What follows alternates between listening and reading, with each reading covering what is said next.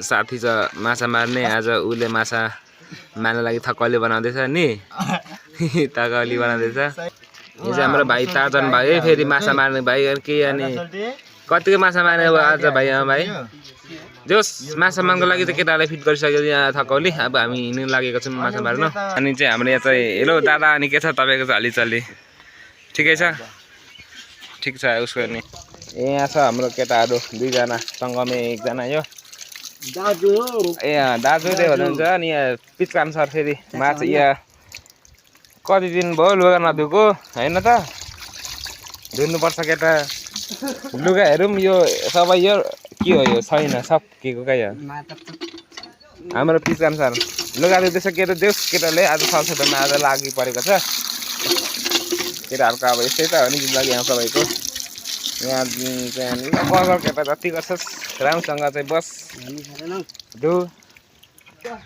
केटाहरू छ यहीँ मेरो केटाहरू नै हुन् अनि ठेला गाडा अनि यहाँ चाहिँ हाम्रो अनि के छ ठिकै छ ल भतिज छ हाम्रो यहाँ नि आजको माछा मार्ने अनि खतरा छैन नि त हतियार यो थकौली खोन्दा अब तेरो आइडिया हो मलाई त केही नभन्नु अनि केटा यति काट्नुपर्छ यति काट यसले अगाउनु दिँदैन क्या यसै डन्ठाले लामोले अनि यहाँनिर अनि काटिङ भने त अनि फेरि फुकिजान्छ होला नि त अर्कोले भन न यसले कति डर हुन्छ ल भरे माछा बोक्ने झोला हाम्रो चाहिँ यो चाहिँ हाम्रो रुम बाजा किचन हामी केटा यता बस्छौँ यता बसेर भात खान्छौँ हामी अहिले 11 जना छौँ यहाँ बस्ने यो चाहिँ हाम्रो माथि रुम जाने बाटो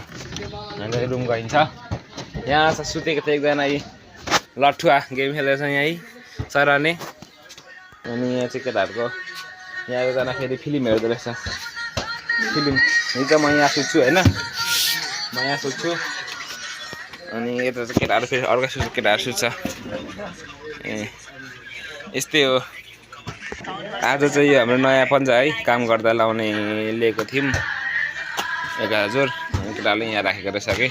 नयाँ अनि यही चाहिँ मेरो फोन नै चार्ज कति पर्सेन्ट छ त 27% रहेछ चार्ज फाइनली गाइस यस्तै केटाहरू चाहिँ यहाँ बल खेल्दैछ हाम्रो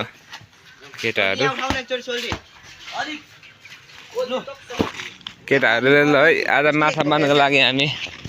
जाँदैछौँ खोलातिर माछा मौगाउँदैछु